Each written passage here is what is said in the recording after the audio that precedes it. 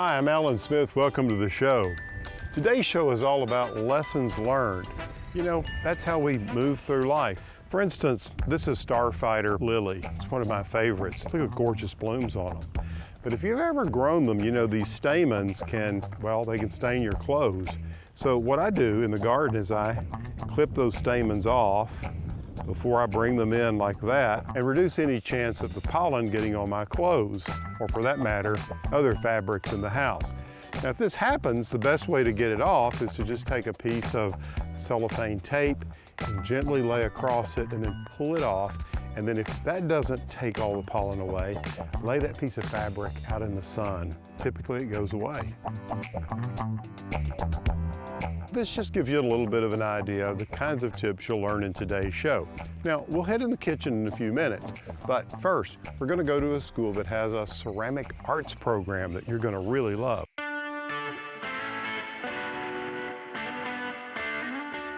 This is where it all begins. They come to this shelf and they pick out the piece that they're going to work with. I'm Tammy Simmons. I'm the Executive Director of Access. We've been around for 23 years. The Access mission statement is expanding individual potential through innovative instruction. We're offering therapy services, occupational, physical, and speech therapy, special education services, and with our older students, we really get into vocational training. Just a little bit more on there. Karen, how long has the ceramics program been underway? A little over 12 years. We have a really great time in here. We pick out our product, we create a design, they pick out the colors. Well, it's really amazing all the things that you all create from beginning to end, and then they sell them. Yes, we talk about knowing your customer, first of all, right. Creating a product that's consistent and that people would want to buy. You know, it has to look good. Karen, our ceramics teacher, really works hard not only to have creative designs that the community would want to purchase, but also to have creativity in how the students can produce the items with their ability level in a way that they're beautiful and are marketable. The community frequents our ceramic sales, gives our students an opportunity to practice customer service skills, their communication skills, helps build their confidence and pride about what they've done, and these sales almost always were sold out. How do you see the arts really helping with cognition and just overall development for your students? I think in this classroom what they really work on is problem solving. They have a task and they have to take a project from start to finish, and they have to think for themselves, how am I going to get there? Yep. I think that is really applicable to so many other things in life. Some of our students have really blossomed and flourished, learning and applying skills that aren't necessarily found directly in a textbook. Once a student is finished with the work, we put it on this shelf. It has a note card that tells me who did the piece so that we can label it and put their name on the bottom. Then we can dip it into the overglaze and get it to the kiln to be fired. To have an opportunity to have a vibrant ceramics program where students are getting to enjoy creating a piece of art, tell a story with that art, practice vocational skills, that's really some of the building blocks for written expression. Once the firing is complete, we can open the kiln. Here is a piece, a little scalloped bowl. Here's another. This is one of our fun pieces with the hamburger and french fries. You can see it's nice and finished. We have a few students that come to us with artistic ability already.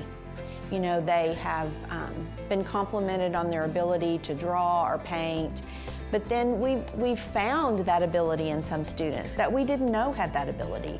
You know, maybe they have a particular sense of how to put colors together or how to accent a certain piece.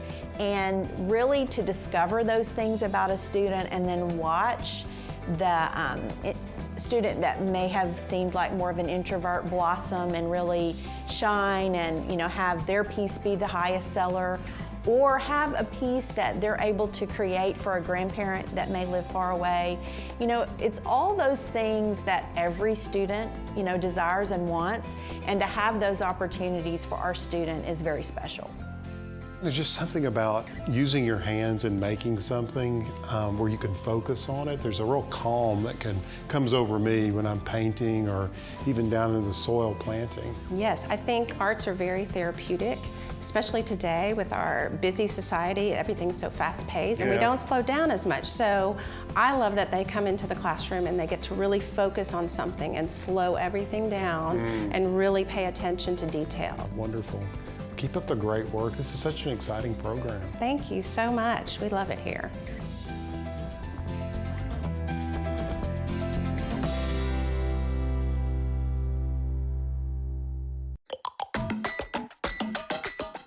When's the best time to water your plants?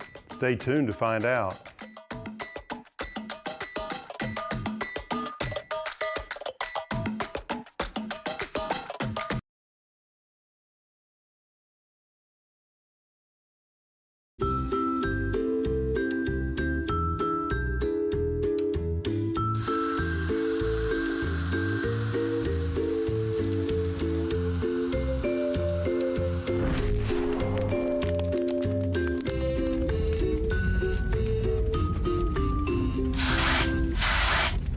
There's been a myth that if you water your flowers during the hot midday sun that you'll scorch them. But I'm here to tell you that that's absolutely not true.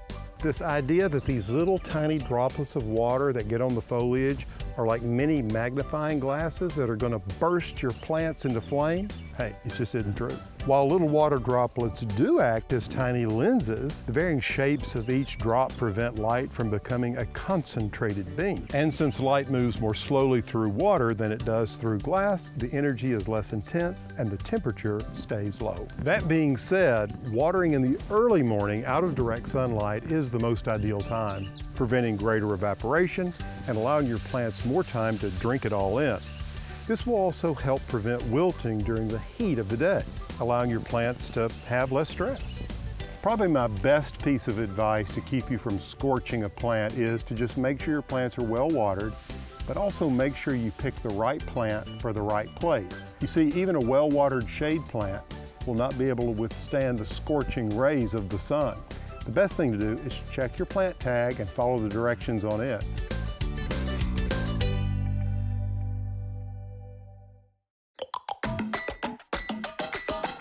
We've got some tips to share to improve your knife skills when we return.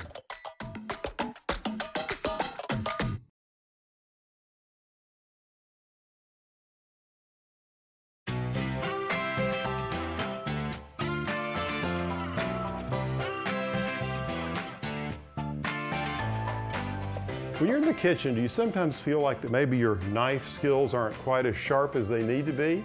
Well, I've got some helpful techniques that I think you might find useful.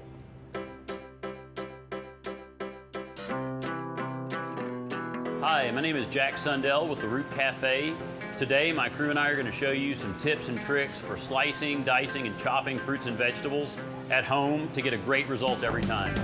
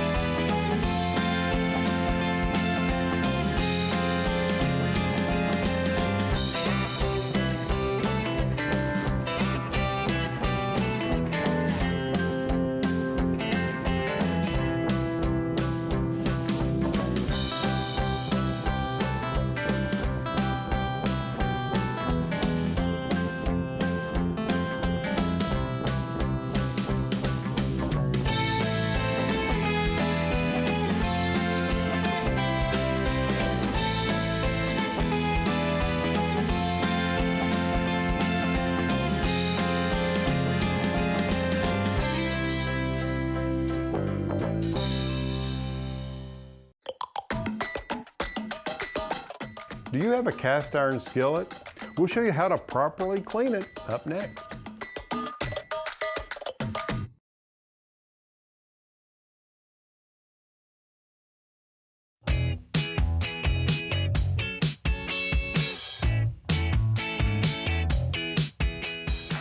You won't get much argument from folks when you talk about a cast iron skillet being an essential element in the kitchen. But cleaning a cast iron skillet, well, that's a different story. So my friend Georgia Pellegrini gives us her take on it, and it really works.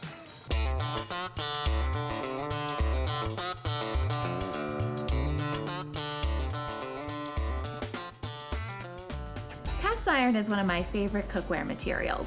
You can cook just about anything, any way you want, in one pan. The best part? You don't have to wash it. In fact, you shouldn't. But there's a proper way to keep it clean.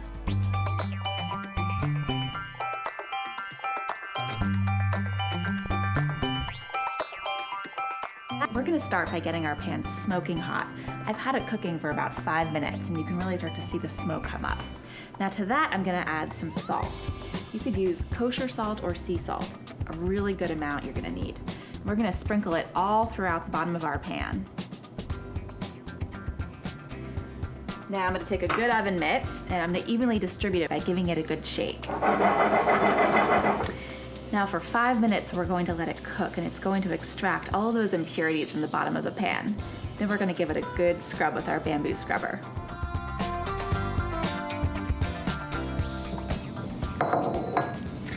Now our salt has gotten a little bit brown, and that's because it's extracting all of those impurities from the cast iron. The more grit you have in your cast iron, the darker that salt's gonna get. Now you're gonna let it cool for about 5 minutes. Ours has been sitting here because it's gonna get really hot, this cast iron. Now I'm taking a bamboo scrubber. You could also get a metal scrubber, but bamboo is really great for getting that grit out. We're gonna scrub it really hard for about 1 minute until we really get all of that grit off the surface, and then we're gonna dump it out.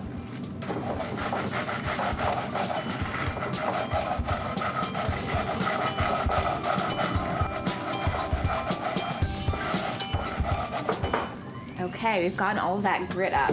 Now we're gonna discard all of that into a bowl or the garbage.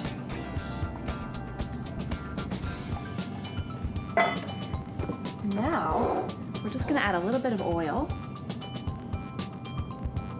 And we're gonna take some paper towel and wipe that around. And that's gonna help get up any excess residue, any extra salt or grit that's left over in that cast iron.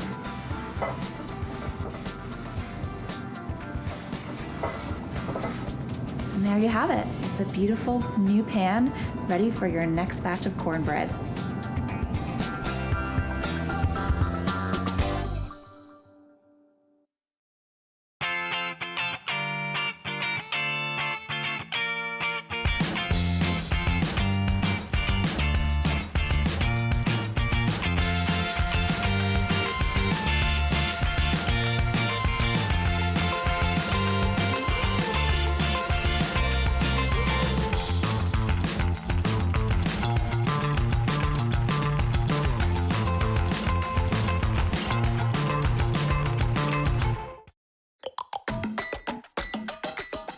Savory or sweet butter? You may have a favorite. Stay tuned and get my recipe when we return.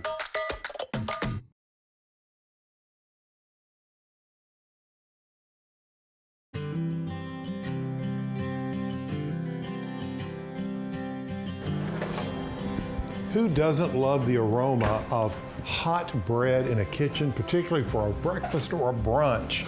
But what would even make that better? Butter.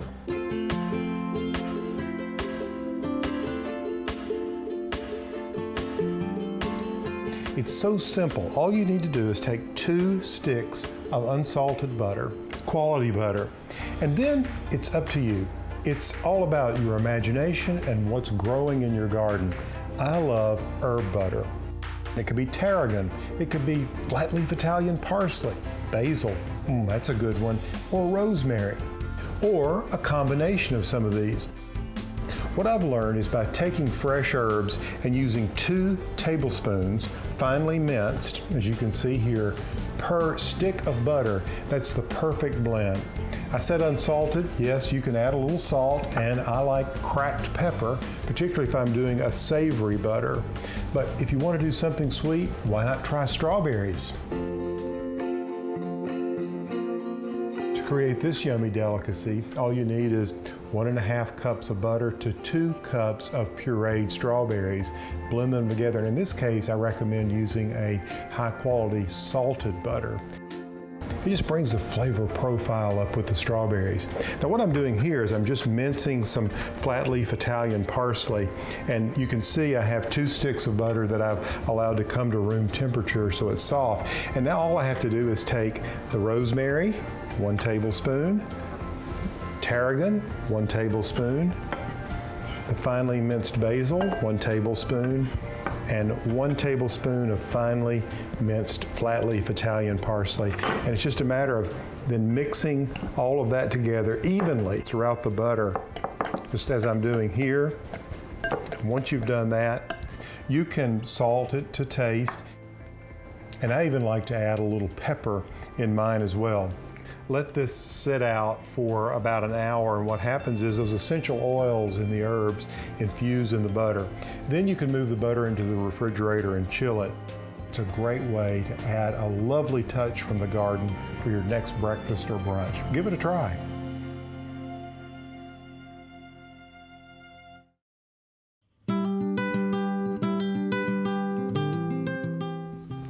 I don't know about you, but for me, color is a really important element of design. And it's particularly important when I begin laying out spaces like the entrance to my home. You know, you always want to put your best foot forward. So this year I thought I would echo the trim color of the house, which is white. And what I did is I flanked each side of the steps with these 2 big containers full of white sun patience. Just look at all of the blooms they're producing. And cascading down the container, you can see this beautiful snowstorm bacopa. Now, the idea here is to exhibit abundance. I put 3 sun patience plants in each one of these containers, and then I mirrored it on the other side over here. You see, this is part 1 of my entry design scheme. Come up on the porch and I'll introduce you to part 2. Now, up here on what I consider the first room of the house, I've changed the color scheme.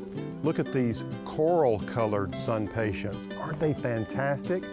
3 containers, all the same size, with 3 coral sun patience in each pot, and look at the abundance. Where did I get the idea? Well, the color comes from this wacky color that I came up with for the chairs on the front porch. As you can see, I've got a color echo going from these blooms to the color of the chair. When you're thinking about any of your outdoor living spaces, look for inspiration. Look for a color you already have. Maybe it's the trim color of the house. Maybe it's the color of your outdoor furniture, or even a fabric. And believe me, there's a sun-patient flower color that will go with any color combination.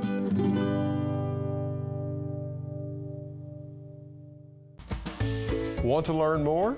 Visit pallansmith.com for delicious recipes, garden tips, blog posts, and our online store.